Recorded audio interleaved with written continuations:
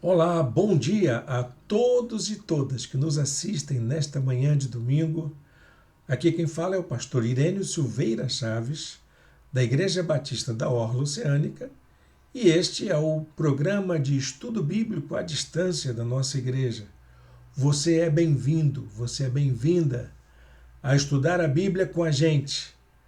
Já é um programa que há mais de 3 anos nós já mantemos no ar, com uma série de estudos bíblicos voltados para o crescimento pessoal, voltados para o aprofundamento no conhecimento das Escrituras. E a gente está numa série de estudos que para nós é muito importante, que é o estudo da primeira carta de Paulo aos Coríntios. Nós entendemos que esta carta é uma carta endereçada a todas as igrejas, em todos os tempos, especialmente para a igreja de hoje.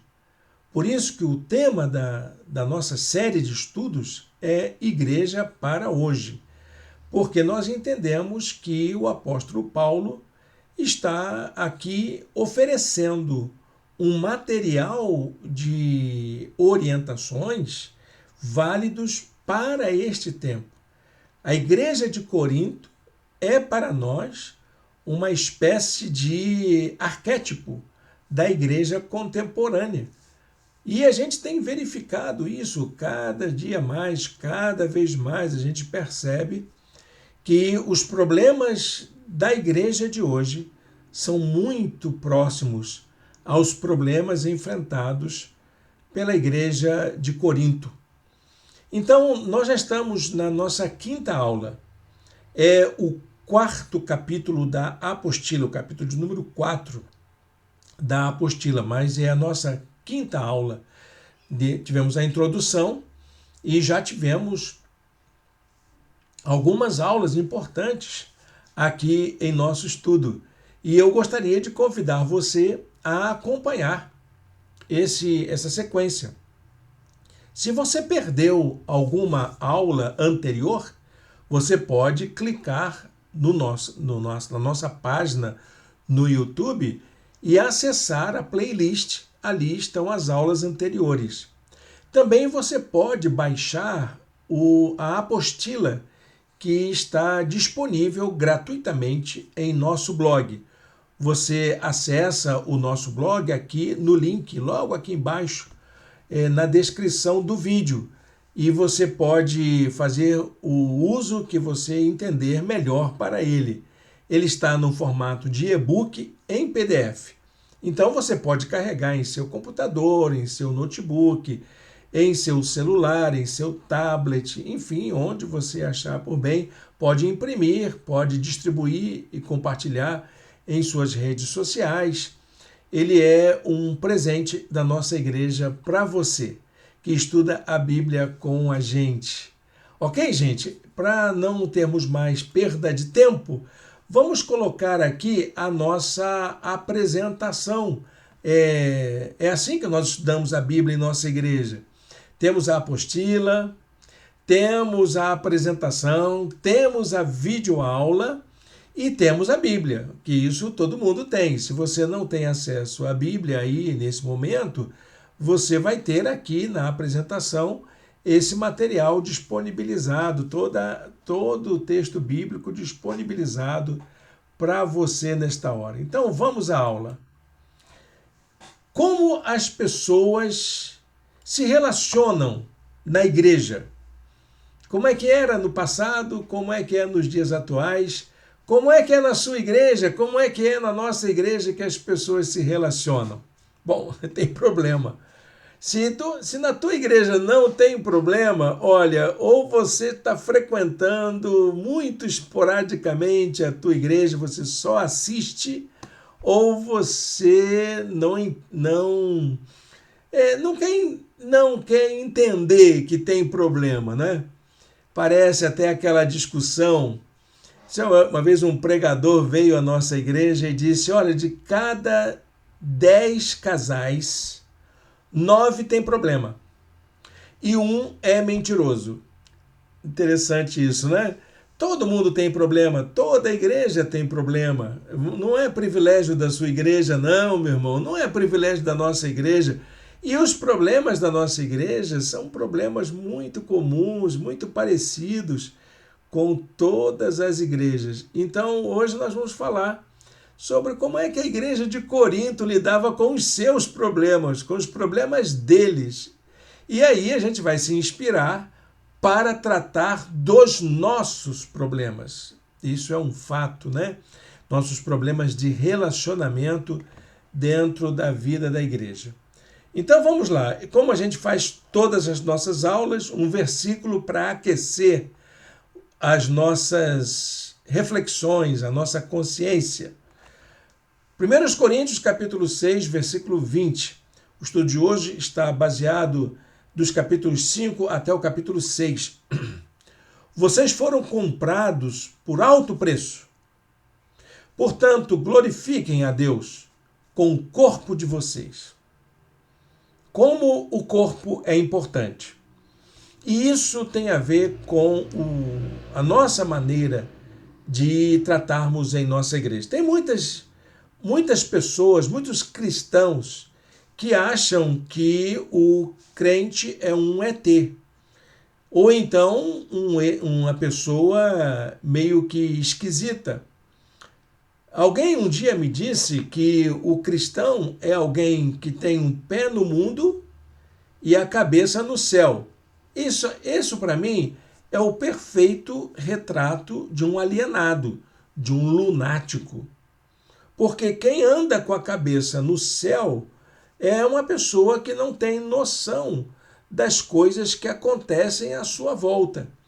E a gente precisa entender que a nossa relação é a partir da nossa presença física no mundo.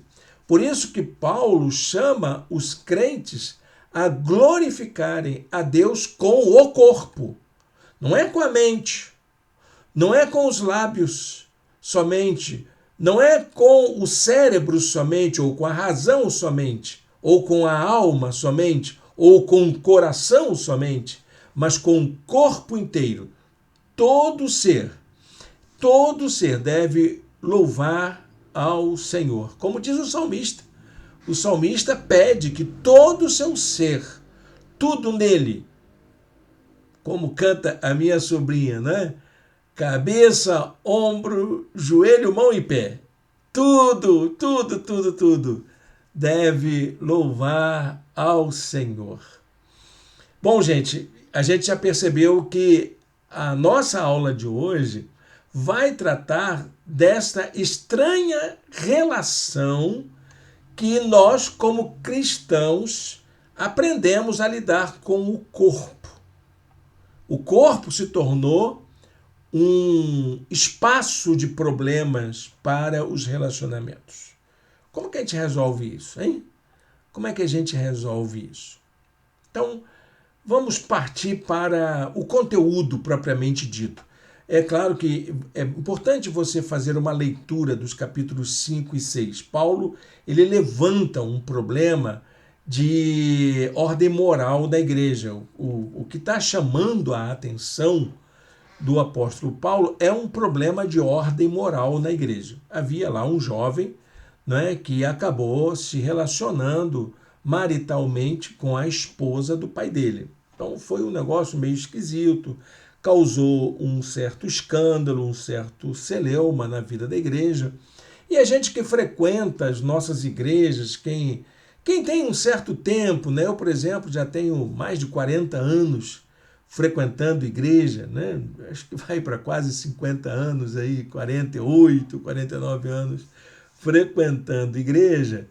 Eu já vi de um tudo, né? E geralmente os problemas morais mais sérios estão relacionados à questão do corpo, à questão da corporeidade, sentimentos, expressões, afetos. Então, essa moral, né, que envolve o tratamento do corpo é algo muito sério nas nossas igrejas, principalmente as igrejas evangélicas. Eu não posso falar dos outros grupos, né, cristãos, Mas eu posso falar, por exemplo, da igreja que eu sempre frequentei, que é a Igreja Batista. A Igreja Batista sempre lidou com uma certa dificuldade. Eu, por exemplo, eu não consigo cantar cânticos espirituais no culto batendo palma. Sabia disso? Não sei se você já reparou. Quando eu era jovem, era pecado bater palma na hora dos corinhos. Vê que absurdo? Não era um absurdo? Eu concordo com isso, mas eu fui criado dessa maneira. Então, os meus pastores, eles exigiam que a gente não batesse palma. E eu, quando comecei o meu ministério pastoral, eu repetia isso, porque os irmãos da igreja achavam aquilo estranho e tal. Bater palma não pega bem, é uma coisa do mundo, que não sei o quê, etc e tal. Eu disse, gente, não tem nada a ver, mas é com vocês, o problema é de vocês. Até que um dia, uma igreja que eu pastoreava perguntou, mas pastor, por que é pecado? Aí eu disse, não é pecado. A Bíblia diz isso. A Bíblia diz que a gente tem que bater palmas, a gente tem que cantar com os lábios, com as mãos, com os pés, não há problema nenhum. Miriam foi criticada por dançar na presença do Senhor, mas na verdade ela disse, não, isso não tem nenhum problema.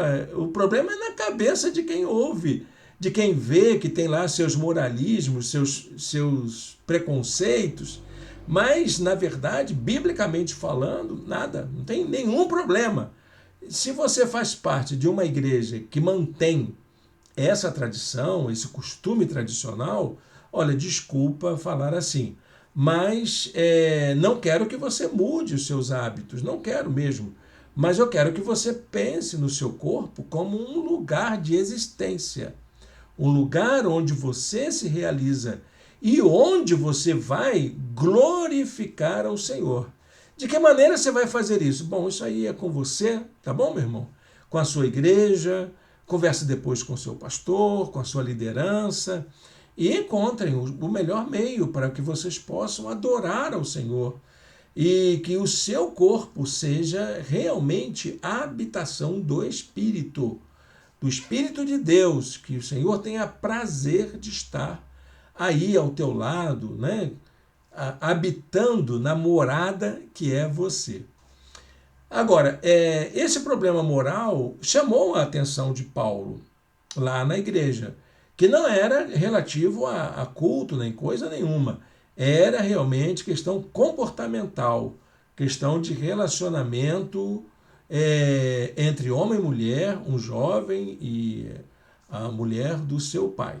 E isso causou uma preocupação, uma inquietação, porque parece que não era esse só o problema, não era só esse o problema.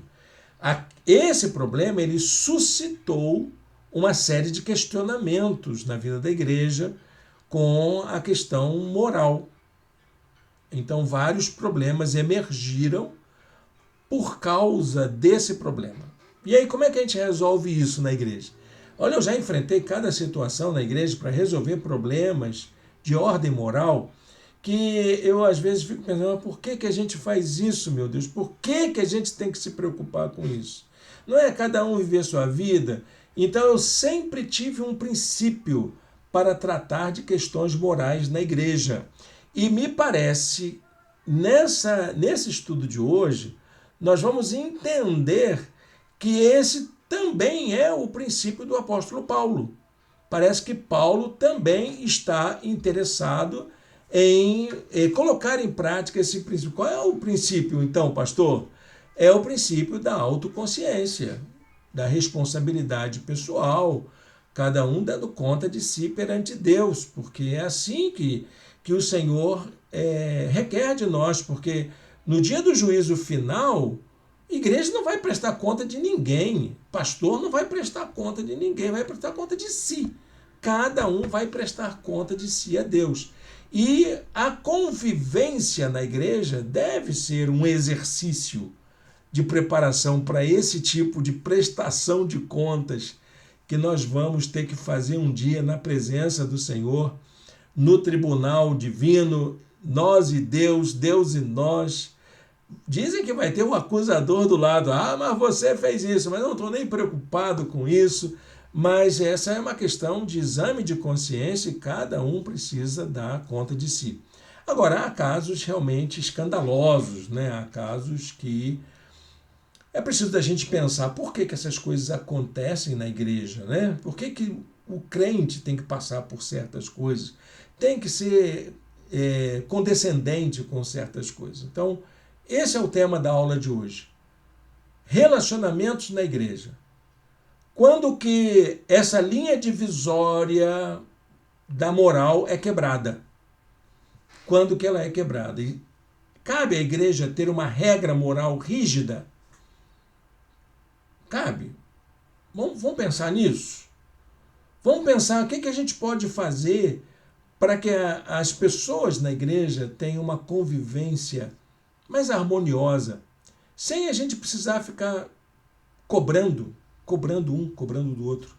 Me lembro de uma igreja que eu comecei a pastorear e os jovens daquela igreja tinham um problema sério, porque um grupo de jovens, isso naquela época, né, isso já tem o quê? Uns 30 e poucos anos atrás, um grupo de jovens foi excluído da igreja, foi excluído mesmo, porque eles tinham curiosidade de saber qual era o sabor da cerveja.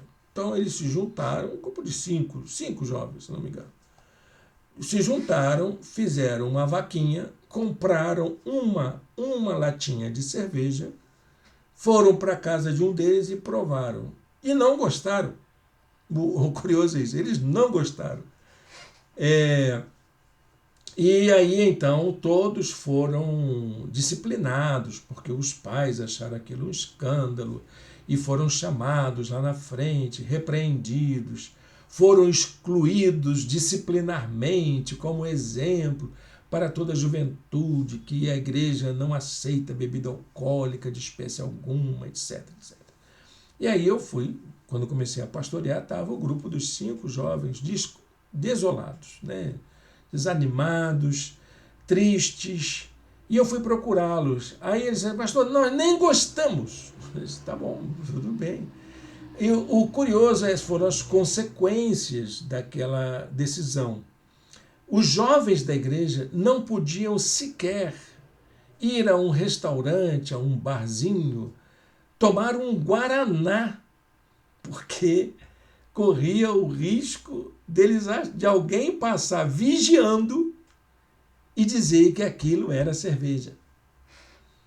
Aí nós chegamos ao absurdo de ficar esse policiamento da vida dos outros. E é isso que não cabe na igreja, não cabe esse tipo de policiamento, ficar vigiando. O que você faz com o seu corpo? Pelo amor de Deus, não façam isso. Não me peçam isso. Não coloquem diante de mim, diante dos meus ombros, essa responsabilidade de ter que estabelecer para a igreja regras sobre como usar o seu corpo, que roupa usar, o que fazer com ele. É preciso que a gente, tanto aqueles que têm um sentimento mais conservador, quanto aqueles que acham que esse conservadorismo não ajuda em nada, todos eles precisam chegar ao entendimento, saber que cada um é cada um e cada um vai prestar contas de si a Deus. É disso que temos que falar. E esse problema moral na igreja de Corinto foi muito sério, muito grave, né?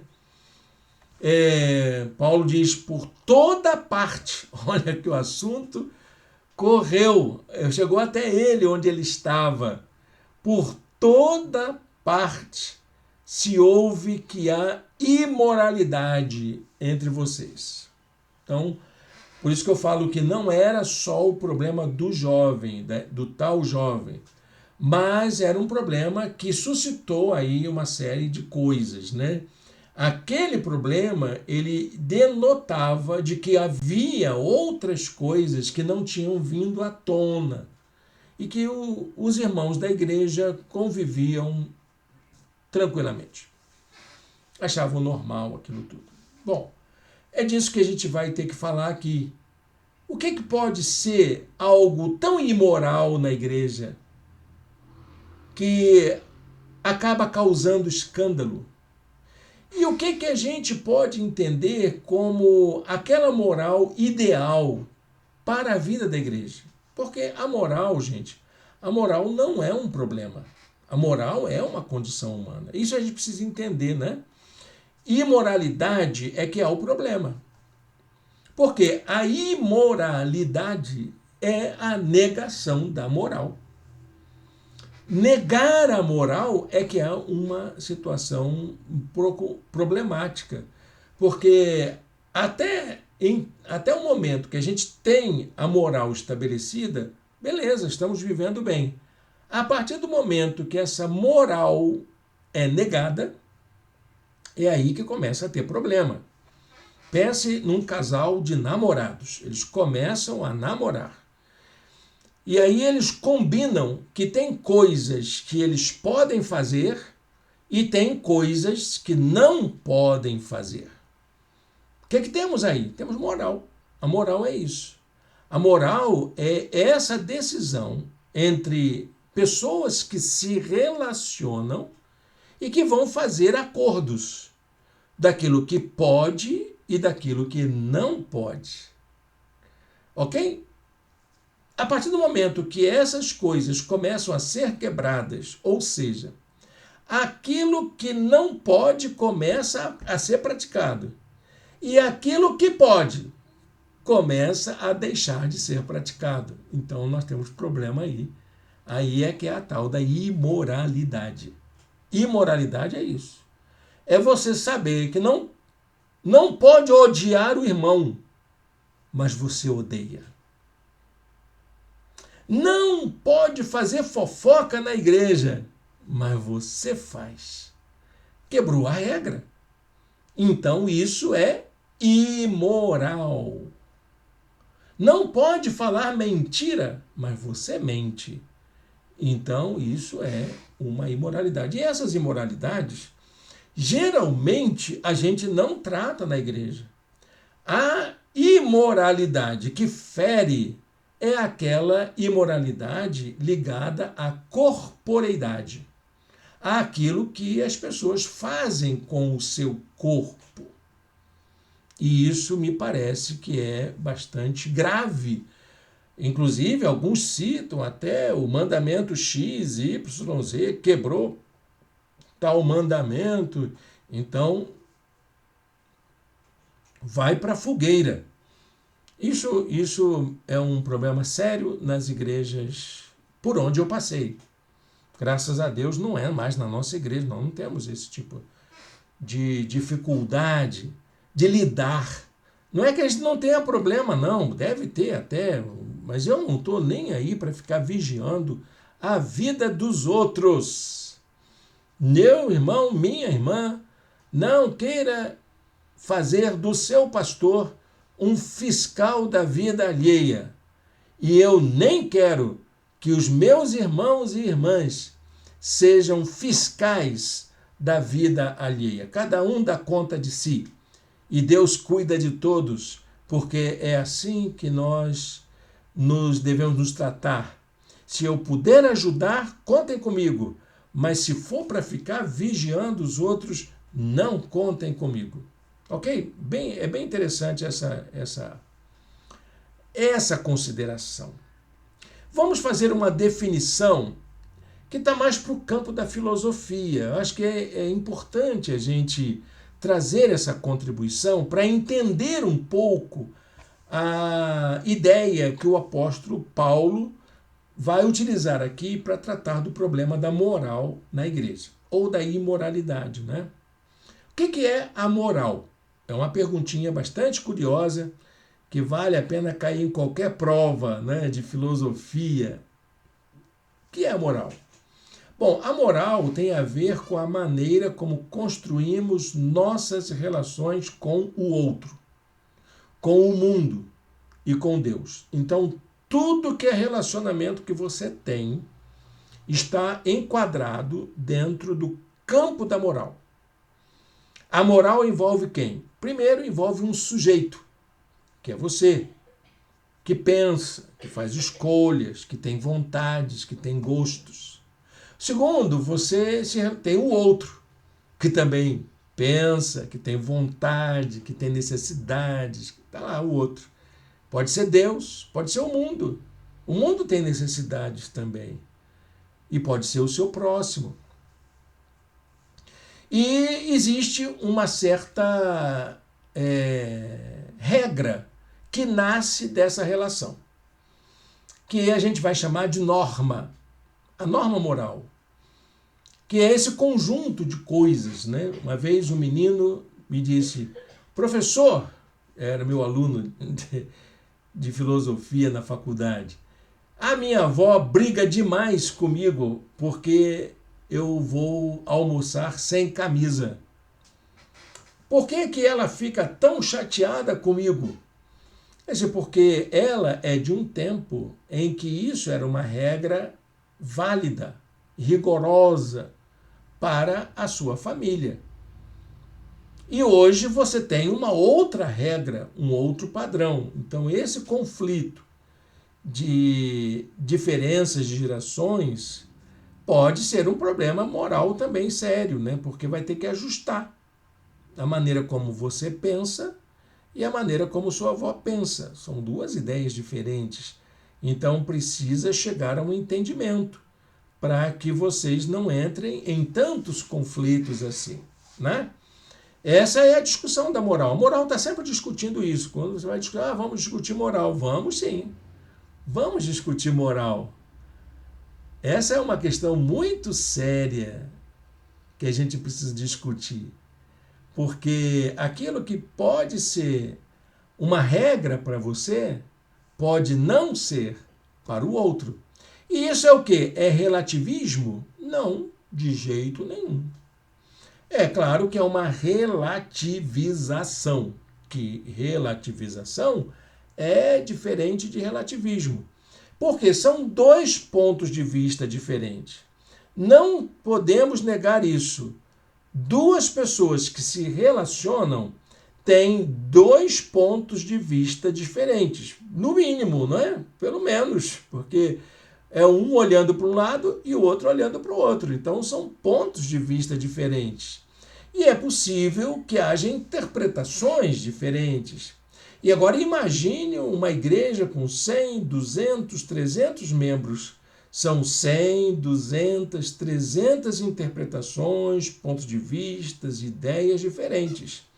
E como é que a gente chega a um entendimento para uma regra moral saudável para um relacionamento produtivo? Essa é a caminhada da moral. Ok, gente? Bom, a gente pode aí encaixar esse tema dentro da nossa preocupação. Então vamos mais um pouquinho sobre essa definição. A moral é uma instância humana. Quem criou a moral? Foi Deus? Não, fomos nós mesmos. É da gente. A gente é assim. A mamãe, quando vê o seu bebê lindo nascer, né? Eu me lembro até hoje, quando eu nasci, o médico me pegou no colo, mostrou para minha mãe e disse, é um lindo menino. Eu não esqueço disso. Eu escuto isso até hoje com muita alegria. Bom, brincadeirinha, vamos voltar aqui para a nossa aula. A mamãe, quando vê o seu bebê, ela tenta estabelecer uma regrinha. Tem hora de mamar, tem hora de dormir, tem hora de brincar, tem hora de tomar banho. E essas regrinhas que a mamãe vai estabelecendo, na verdade, sem ela saber, são princípios morais que vão formar a consciência da criança, a personalidade da criança. E ela vai crescer com essas regrinhas. Primeiro é a mamãe ensinando, depois vem o papai, depois vem a família, depois vem a escola, depois vem a sociedade. E assim ela vai crescendo, aprendendo que a vida é formada por essas normas constituidoras, que é a moral, porque isso é humano, é nosso. A moral é uma instância humana que se atualiza no tempo e no espaço. Então, aquilo que eu tenho como moral hoje não foi no passado. Quer ver uma diferença? Pergunta para sua avó como era o namoro na época dela. E pergunta ao seu neto como é o namoro hoje. Olha que diferença, né? Porque a moral se atualiza. A moral é diferente no espaço. Namorar no Brasil é diferente de namorar na Espanha, por exemplo. Namorar na cidade é diferente de namorar no subúrbio. E assim por diante. Diferença de tempo e de espaço. Tem uma frase que eu quero que vocês guardem para vocês, de Immanuel Kant, que é um filósofo que se dedicou ao estudo da moral. Um dos grandes filósofos modernos que estudou a moral. Ele diz: a moral, propriamente dita, não é a doutrina que nos ensina como sermos felizes, mas como devemos tornar-nos dignos da felicidade. O que eu preciso fazer para ser feliz? Qual é a minha condição em que eu me sinta bem com as pessoas que estão à minha volta? Muito bem. Qual era o problema, então, que Paulo deveria tratar? Era o problema daquele caso, daquele menino, daquele jovem? Não, esse não é o problema. Ele não tem que tratar disso. Ele manda até dizer: entrega esse rapaz aí para Satanás e vamos tocar para frente. O problema moral em Corinto estava no fato de que a igreja não sabia lidar com situações de pecado no relacionamento entre seus membros. Esse é o problema. O que uma igreja faz quando um crente, um membro da sua comunidade, peca, comete um pecado grave? Uma vez um irmão veio me procurar e ele era um economista da sua empresa. E ele disse: pastor, eu cometi um deslize. Eu desviei dinheiro da minha empresa. E aí? Você foi surpreendido nisso? Não, é minha consciência que não está bem. Aí eu perguntei: o que você acha que deve fazer? Aí disse: eu não sei. Eu disse: olha, contei a história da mulher adúltera. Jesus e a mulher adúltera. Eu digo para você o que Jesus disse para aquela mulher: vai e não peques mais. Quem é que sabe disso? Quem é que soube disso na igreja? Ninguém. Porque eu entendi que o Espírito de Deus já tinha feito a obra naquele coração. E ele sabia o que precisava ser corrigido. E eu tenho certeza que aquele profissional passou a ser muito mais competente, muito mais sério, a partir daquele momento em que ele tomou a iniciativa de fazer uma confissão. Não perguntei depois se ele tinha superado o problema, não quis indagar a ele sobre isso. E continuei confiando nele como uma pessoa, como um crente, como um chefe de família, membro da igreja. O que vai acontecer? Não sei, eu não vou responder por ele. Mas se ele respondesse criminalmente pelo que fez, bom, aí é outro momento, aí é outra situação. É saber se a igreja quer conviver com uma pessoa que está respondendo por um crime. Aí é outro crime judicialmente. Aí eu não quero entrar nesse detalhe. Mas como é importante a gente saber lidar com o pecado. Eu não estou falando do crime, não estou falando do delito, não estou falando daquilo que é da lei. Eu já dirigi reunião de igreja que as pessoas, em vez de trazer para a reunião uma Bíblia, traziam o Código Penal. Esse mesmo está errado. Nós aqui não tratamos de crime, nós tratamos de pecado. E com o pecado a gente lida de acordo com a Bíblia. É esse o nosso manual. É essa a nossa... mas ele cometeu um delito, um crime previsto em lei. Ok, eu não sou juiz. Você é juiz. Eu não sou investigador policial. Você é investigador policial. Eu não estou respondendo a um inquérito. Não estou conduzindo um inquérito. Eu estou conduzindo um relacionamento. E ele será feito à luz da Bíblia. Esse é o problema que a igreja enfrenta. A igreja de Corinto enfrentava esse problema e as igrejas de hoje continuam enfrentando esse problema, que ao tratar de problemas morais, não sabem lidar com as situações de pecado. Como que a gente lida com pecado? Como é que a gente lida com o pecado? Publicamente? Expondo as pessoas? Trazendo constrangimento para as famílias? É assim que a gente lida? A gente precisa repensar muita coisa na maneira de conduzir disciplina, que essa é a área, né? Disciplina na igreja. Olha o que Paulo diz.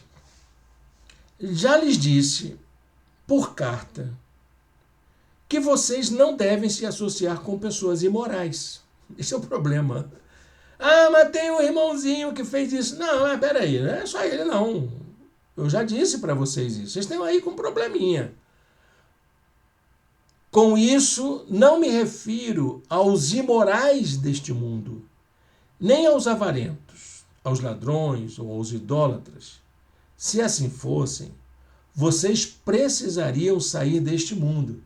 Tem você, eu não me meto com pessoas do mundo. Você está lascado, porque vai ter que se meter. Olha, a gente se relaciona o tempo todo. Ele diz, olha, não tem problema você se relacionar com pessoas do mundo. Mesmo que eles sejam avarentos, ladrões, idólatras. Olha que coisa, né? Mesmo que eles sejam. Não tem problema, não. Paulo que está dizendo, hein? Mas agora estou-lhes escrevendo que não devem associar-se com qualquer que, dizendo-se irmão, seja imoral, avarento, idólatra, caluniador, alcoólatra ou ladrão. Com tais pessoas vocês não devem nem comer. Quem são essas pessoas? Pessoas do mundo? Não, da igreja. Gente que se diz crente que faz essas coisas. Então esse aí está com problema. Antes fossem do mundo, aí está tudo certo, não tem problema nenhum. É característica lá das pessoas que não têm compromisso com Cristo. Mas se você tem compromisso com Cristo e se envolve nesse tipo de maracutaia, então tem problema. E a gente precisa identificar isso na igreja e corrigir, não se relacionando com essas pessoas. O pecado ele tem que ser olhado dessa maneira. Porque para o crente, essas práticas são nocivas demais. São ruins demais. Agora, no mundo, bom, no mundo eu não posso responder por ninguém. Eu não posso. Não posso julgar ninguém. Não posso estabelecer juízo de valor para ninguém. Ah, mas eu vi ele roubando. Mesmo assim, eu não posso. Porque eu não sou o acusador. Se você viu roubando e você não denunciou à polícia, você é cúmplice. Então, não entra nessa. Não entra nessa. Você não tem que se meter nesse tipo de julgamento do outro. Deixa para os órgãos judiciais cuidarem disso. Ah, eu posso fazer amizade? Pode, não tem problema nenhum. Eles são gente também, precisam de nosso respeito, do nosso testemunho, da nossa palavra de apoio. Seus filhos são pessoas também idôneas e precisam ser tratadas com respeito. Então, eu vejo sim, e como Paulo via, crentes que fazem coisas erradas. Crente que faz coisa errada, a gente precisa sentar com ele, tratar de um outro modo. A gente precisa alertar os nossos irmãos para abençoá-los, para que eles corrijam e sejam testemunhas do amor de Jesus. Muito bem. Quais eram os problemas morais da igreja? Tinha problema do arco da velha, mas não fazem nem ideia de como era o negócio por lá. Vamos anotar alguns? Primeiro, imoralidade sexual entre os membros. Havia muita imoralidade sexual entre os membros. Tanto que Paulo usa a palavra porneia. Porneia é uma palavra grega que pode ser traduzida como fornicação. Então havia muita licenciosidade, muita libertinagem entre os membros da igreja. Não é para a gente se escandalizar, tá bom, irmão, irmã? Mas Paulo identifica esse problema lá. Ele sabia disso que estava acontecendo.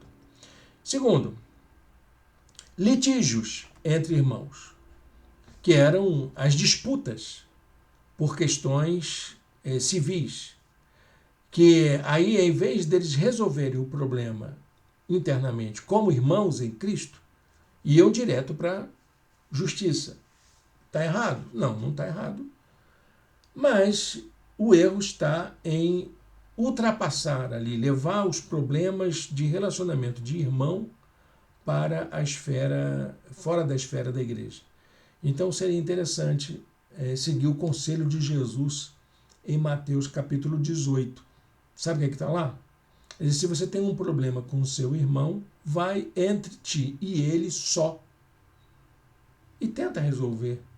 Se ele te ouvir, você ganhou seu irmão. Se não te ouvir, você vai para o líder da igreja. Procura o líder da igreja. Conversa com ele. Tenta encontrar um entendimento. Agora, não deu? Aí sim, aí a gente já pode imaginar, porque a justiça existe para isso, né? Para corrigir determinados problemas. Outro problema sério. Membros de uma igreja, membros da igreja com mau testemunho. Então, essas atitudes, né, que são citadas em 1 Coríntios 6, de 9 a 10, referem-se a comportamentos dos membros da igreja, como que eles agiam. Tem uma série de palavras ali que a gente precisa fazer melhor tradução. O texto não é bem traduzido, mas são membros da igreja que estão lá, e todos eles fazem parte da igreja. São todos do corpo de Cristo, são irmãos na fé. E precisam, esses irmãos, eles precisam saber lidar com o seu testemunho. Não podemos ignorar esse fato. E problemas de cuidado com o corpo, que é a corporeidade. São pessoas que precisavam ter mais atenção com a espiritualidade do corpo. É uma espiritualidade que seja saudável, que envolve a integração corpo-consciência. Não uma coisa distante. O meu corpo está aqui e a minha alma está lá. Não, é aqui. Corpo-consciência como uma integração, numa perspectiva integral. E eles tinham muitos problemas com isso. Nessa corporeidade que muitas vezes denotava um afastamento, um distanciamento de uma espiritualidade saudável. Bom, esses eram os problemas da igreja daquela época. Era uma igreja do balacobaco, como diz a gíria popular, não é? Uma igreja difícil, mas era a igreja de Jesus. Não existe igreja fácil. Meu irmão, minha irmã, não se iluda quanto a isso, não. Mas minha igreja não tem essas coisas. Não sei, não posso falar de igreja nenhuma. E se tiver? Ela não vai ser melhor nem pior do que nenhuma outra. Ela será a igreja de Jesus, amada pelo Senhor, que vai precisar passar pela correção, né? Por essa revisão desses critérios de como lidar com os pecados, os problemas morais na vida da igreja. Então, uma pergunta que pode surgir é: o que seria uma corporeidade integral? Corporeidade integral é aquela que supera o dualismo, corpo e alma, ao considerar o corpo como pecaminoso e a alma como pura. Isso é um erro. Mas ele pecou com o corpo, então A alma é boa, o corpo que é mau. Isso é um engano seu, o teu corpo e tua alma são uma coisa só. É com ele que você existe e você se relaciona. É com ele que você tem suas emoções. É com ele que você sente a presença de Deus e do outro. Então pense nisso. Esse dualismo psicofísico, ele é um equívoco muito grande e não combina com o Evangelho. Como resolver problemas morais na igreja? Como é que a gente resolve? Paulo tinha uma regrinha, né? Os problemas morais da igreja devem ser resolvidos pela própria igreja, em seu consenso. É isso que Paulo ensina. Como é que uma igreja resolve seus problemas morais? Chama o bispo, chama o padre da igreja vizinha, chama o pastor da comunidade, chama o presidente da denominação. Não. Problemas internos da igreja, problemas morais da igreja, é a igreja que tem que resolver. A decisão de corrigir um problema moral na igreja pode até causar uma certa tristeza, mas ela sempre vai resultar em renovação, uma nova vida para o corpo de Cristo. Dói. Uma decisão, uma maneira de tratar, muitas vezes dói, fere muito. Mas a gente, quando lida com amor, né, quando a igreja lida com amor, aí sim é a oportunidade de haver restauração, nova vida, nova oportunidade.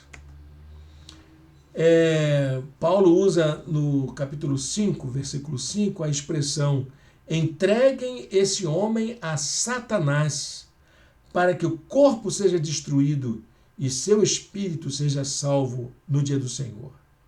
Isso lembra, gente, que a gente precisa ter muito discernimento para tratar de questões morais na igreja. Muito discernimento espiritual para saber o que é uma coisa, o que é outra, o que é uma atitude pecaminosa, o que é um delito, para a gente poder amar o nosso irmão.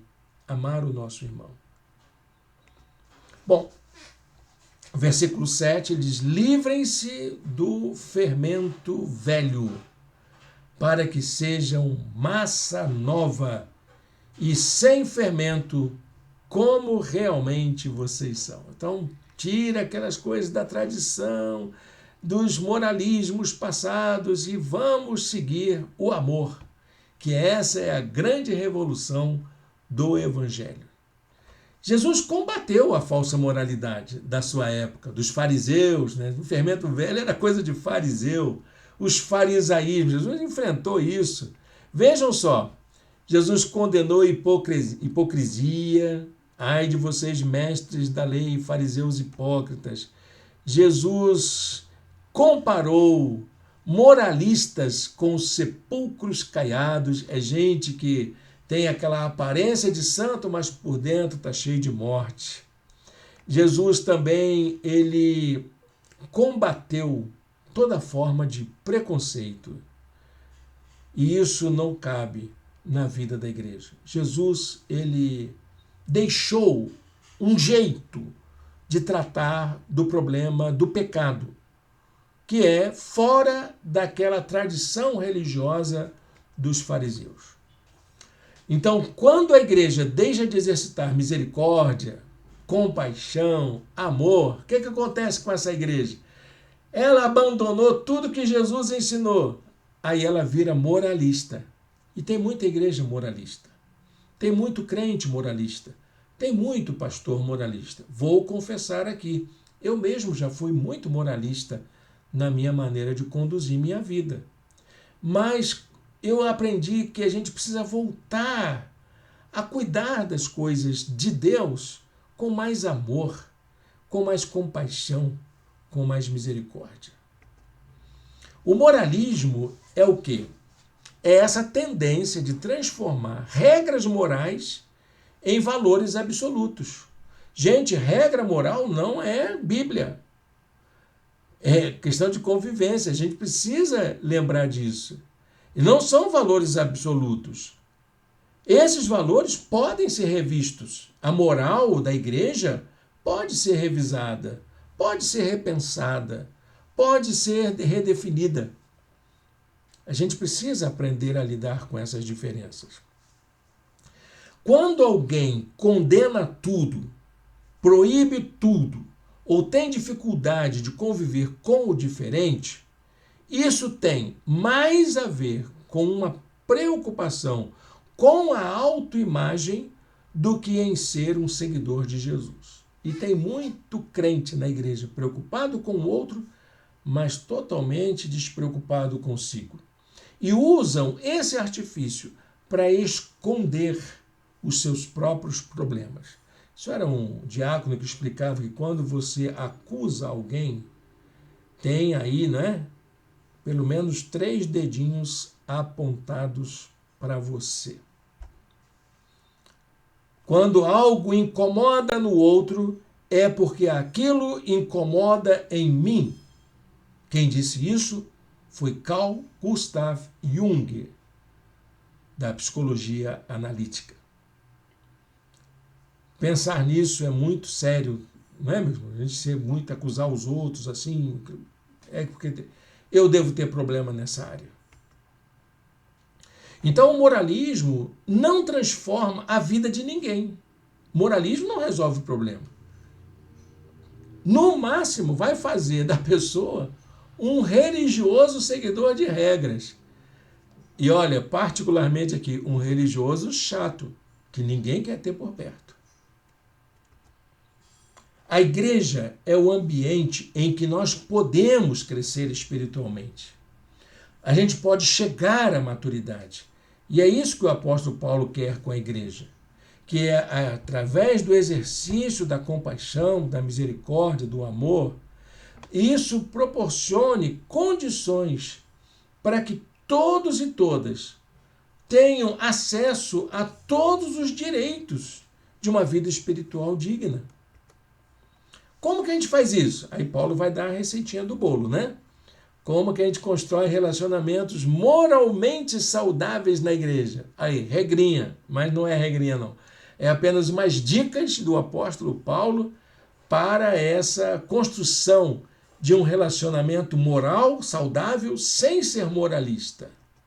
Primeiro, adquira um senso moral na perspectiva do reino de Deus. Sim, o reino de Deus tem um princípio moral, porque é um relacionamento.